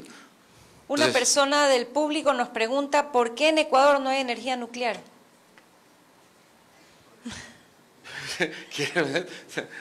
bueno, si no podemos con un tanque de gas en la casa, se imagina lo que nos pasaría si nos ponemos a purificar el uranio, ¿no? Primero, los estudios requieren muchísimos años, la inversión es gigantesca, y hay un tema de la nuclear que, si bien es cierto, yo sí la pienso como limpia, es que la nuclear no es escalable en la generación.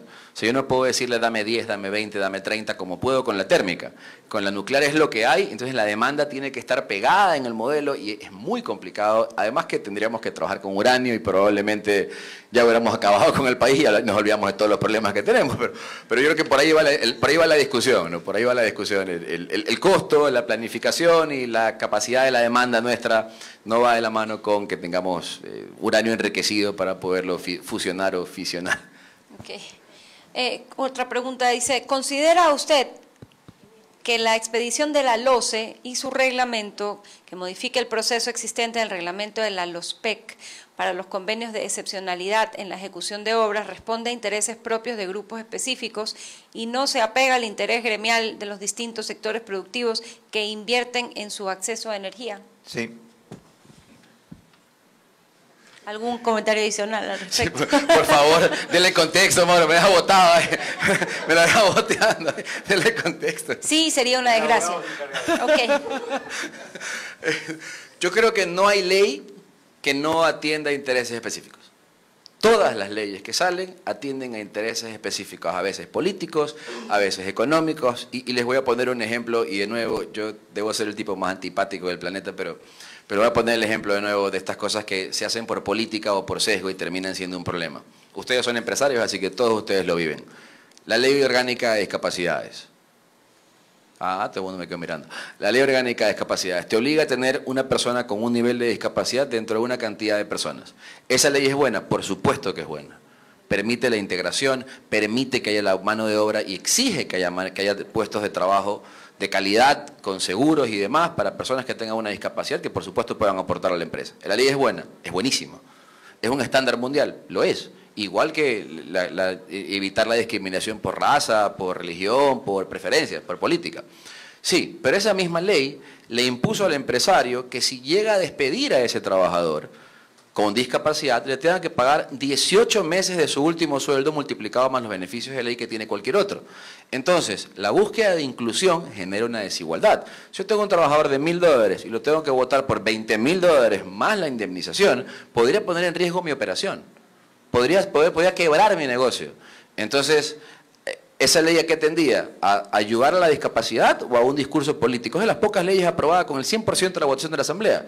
Claramente ningún asambleísta es empresario, así que no entendía que eso es un impuesto que estás poniendo a la operación. Entonces, yo no creo que haya ley que no responda a un interés privado o político o económico de alguien. Las leyes, si nacieran de la voz del pueblo, porque la voz del pueblo es la voz de Dios, ustedes y yo nos sentiríamos representados por la Asamblea y dudo que nosotros nos sintamos representados por la Asamblea.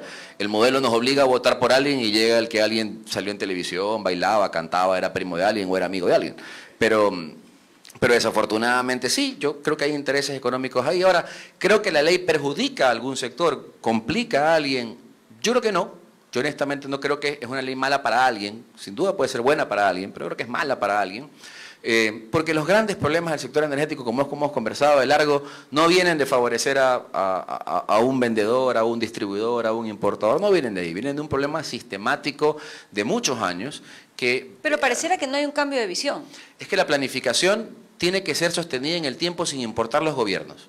Y eso lo vemos, ¿no? Las empresas públicas que funcionan en el mundo, porque sé las que funcionan en el mundo, funcionan porque los gobiernos de turno no tienen capacidad para tener injerencia en ellas. Entonces uno ve Codelco en Chile y dice, bueno, esta empresa le va bien sin importar que cambien de presidente. Uno ve Ecopetrol en Colombia, esta empresa le va bien sin importar que cambien los gobiernos. En Ecuador cambia el gobierno, cambia el ministro, cambia el viceministro, cambia el subsecretario, cambia el mensajero y votan un gerente. Entonces esa falta de continuidad rompe cualquier planificación. Y la planificación, el plan maestro de electricidad se llama maestro porque debe durar 50 años. Y el gobierno que venga tiene que alinearse a ese plan y tiene que discutir sobre lo demás, pero el plan ya está. Acá cada ministro lo relanza. Cada ministro, y este es un tema de los políticos muy común, ¿no? Ustedes cuando ven una entrevista saben que es político porque va a empezar diciendo, este es el primer foro que hacemos de esto, este es el primer encuentro nacional, es la primera vez que sacamos, siempre es la primera. El primer mapa solar, nunca había mapa solar de Ecuador, o sea, jamás. Nos inventamos el agua, el primer mapa solar del Ecuador, miles de mapas solares, históricamente, y no los levantó el Estado. Pero acá somos expertos en el primero, porque es que el que corta la cinta, el que pone la primera piedra, el que se toma la foto, ese es el importante, y no el que hizo el tramo 2, el tramo 3, el tramo 4. Claro, de alguna manera la ciudadanía se vuelve corresponsable cuando permite que estas personas accedan continuamente al púlpito del poder y pues desde ahí digan cada vez que es la primera. La última pregunta que voy a hacer del público y la voy a amarrar con una pregunta que tengo, o sea, con una inquietud. Dice alguien del público que siempre enfocado en aportar con la solución, hemos visitado a la agencia de regulación para que el marco regulatorio ofrezca las seguridades a las inversiones privadas. La respuesta fue, no vamos a compartir nada. ¿Cómo solucionamos esto? ¿Por qué el Estado no se deja ayudar? ¿Qué intereses hay? ¿El Estado no tiene dinero? ¿Por qué se mantienen los potenciales inversionistas al margen? Y de aquí sale lo que voy a preguntar es, ¿cómo ejercer como una exigencia más activa en cuanto a que las autoridades den la información, sean transparentes, rindan cuentas, digamos, qué elementos técnicos ustedes sugieren que el ciudadano, que el empresario, que el industrial maneje para que la autoridad rinda cuentas y una vez dicho esto, pues su recomendación general con respecto de la situación que se vive en el Ecuador y esta amenaza importantísima a la productividad nacional.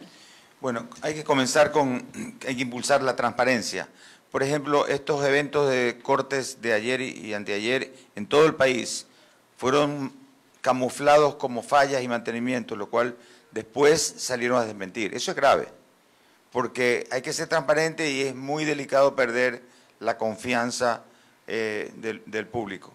Hay que transparentar, por ejemplo, en el gráfico que SENACE publica, dice que hay los rubros y la exportación. ¿Y por qué no están las importaciones de Colombia?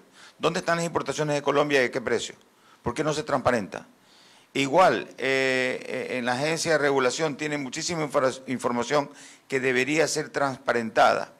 Creo que una parte importante de todo lo que hemos hablado también está en lo que la agencia desde el 2018 ha hecho, que es el verdadero costo de la energía. Tenemos una tarifa subsidiada y por lo tanto el modelo no da para crecer incluso o para ser eficiente. Ya sabemos que el costo con los activos, con anualidad, con amortización es 15 centavos. Eso yo creo que es importante y ya está en la ley. Pero le falta el paso siguiente. ¿Qué hacemos con esos 15 centavos? Si esos 15 centavos nos ha costado al país, que el privado venga y lo haga más barato. No hay mucho que pensar. No lo haga 20, lo haga a menos de 15. No hay mucho que pensar. Estoy de acuerdo que la agencia tiene que actuar incluso en temas importantes como los KPI de ellos, que deberían ser estas regulaciones que han sacado. ¿Qué impacto ha tenido en el sistema eléctrico? ¿Qué beneficios han causado? ¿Quiénes han aplicado a estos proyectos que ellos han regulado, que los han regulado con muchas cortapisas y por lo tanto no han funcionado? Yo creo que la transparencia es un tema importantísimo que nos falta en el sector. Perdón.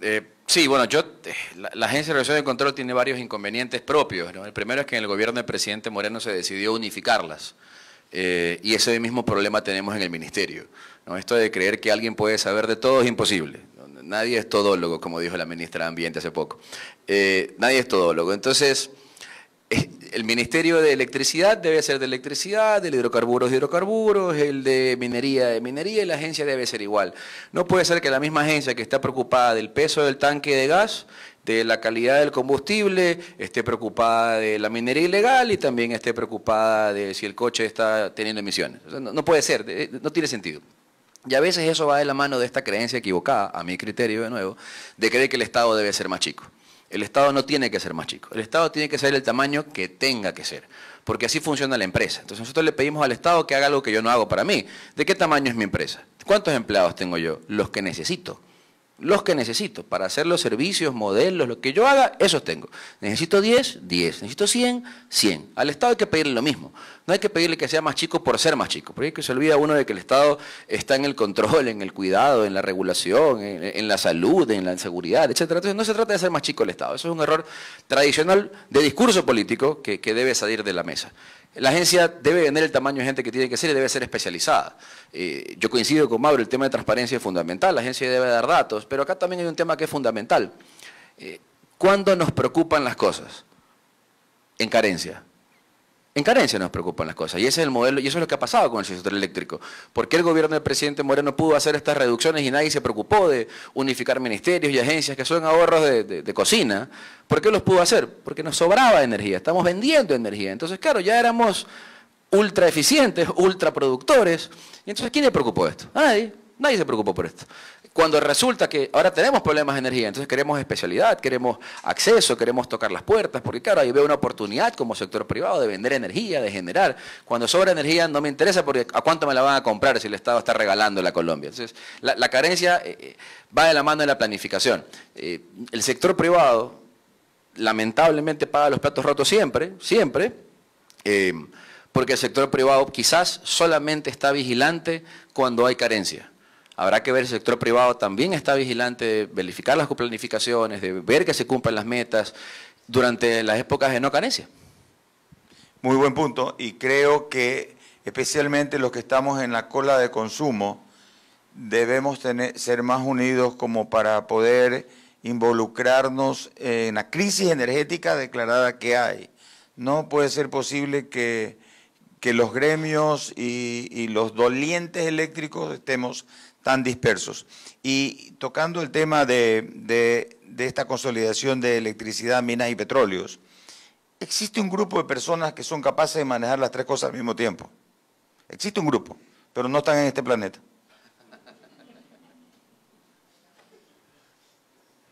Bueno, con esto quiero agradecerles, Stevie y Mauro, por compartir con nosotros toda su información, agradecer a la Cámara de Comercio de Guayaquil por generar este espacio de conversación, de profundizar en soluciones, de estar siempre en los temas de interés público. Eso es muy importante, y particularmente a los socios que están interesados. Esperamos que hoy hayan podido encontrar soluciones o inspiraciones.